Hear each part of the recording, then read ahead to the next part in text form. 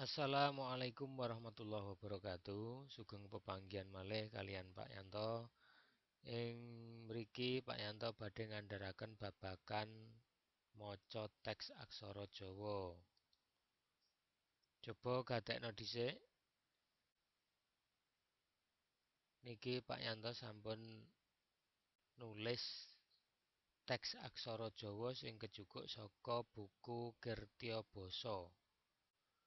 Nanging ten mriki nalika ditampilake sandhangan wulu ana pirang-pirang sandhangan sing ora katon. Mula kuwi saka Pak Yanto cukup diwaca ing kene. Coba gatekno. Paedah jamu tradisional. Jamu tradisional minangka obat sing diracik kanthi cara tradisional. Kasiyate jamu ora kalah karo obat modern. Re iki nggunakake aksara ganten pocerek. Saiki akeh pabrik sing mroduksi jamu tradisional. Guna paedahe jamu kayata kunir asem,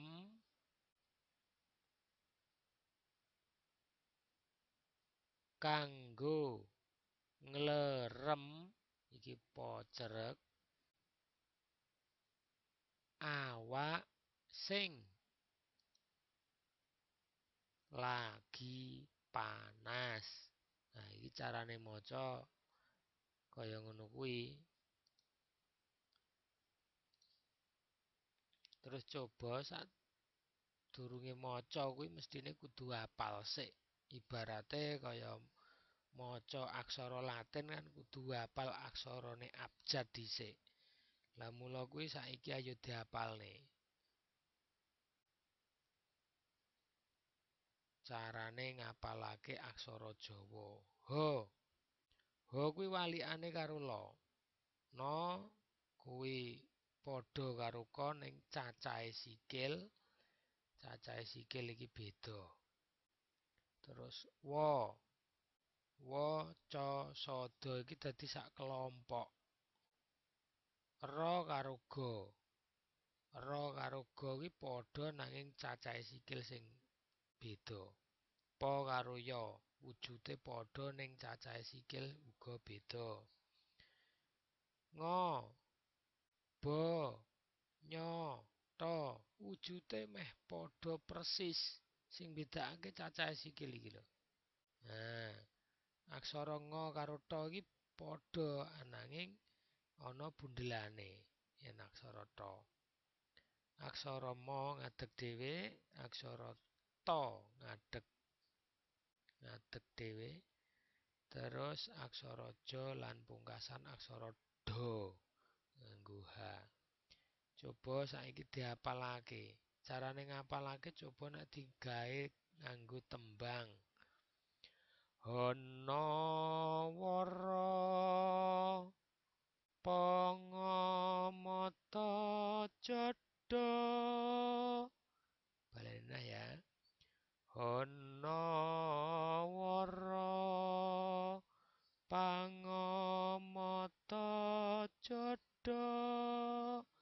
Kuwi kurang luwih saka tembang Dandang Gula.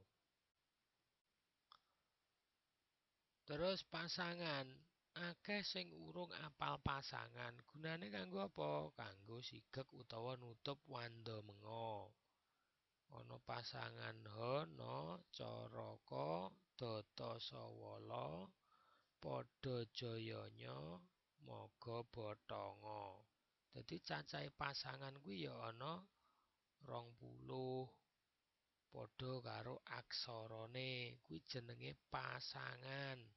Ana pasangan sing ditulis sejajar utawa jejer aksara, ana pasangan ha, pasangan sa karo pasangan pa. Sakliyane kuwi ana ngisore aksara. Terus sandangan. Sandangan kuwi cacahe ana 3, dibedakake dadi 3 werna.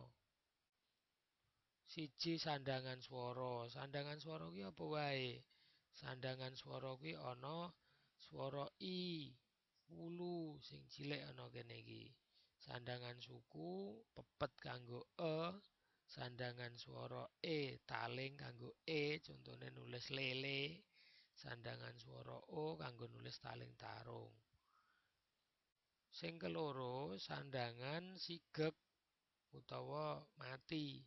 Kuwi kanggo nulis paten. Sing ana R mati kuwi nganggo layar, nulise saka ngisor munggah. NG mati utawa cecak. H mati utawa wignan, kaya angka 2 ning duweni buntut sing dawa. Nah, terus yang ketelu sandangan wyanjana. Wyanjana kuwi cacahe ana 3.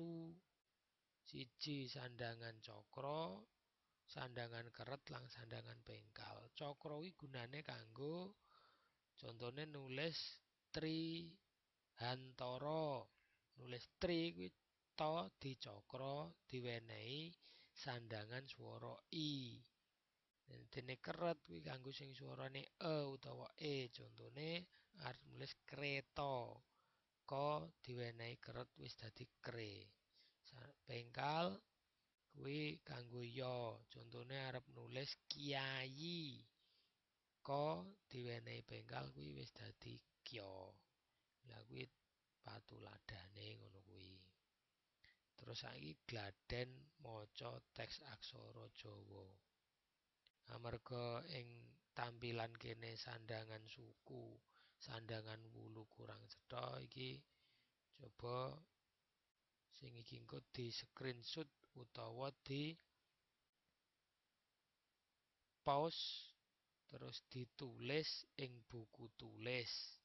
Banjur diwaca lan direkam ing HP terus dikirimake marang Pak Yanto ing nomor 081 252 888 121. Nah niki. Mbok bilih ing pepanggihan enjing menika kula cekapi semanten. Kula tenggo tugasipun. Assalamualaikum warahmatullahi wabarakatuh.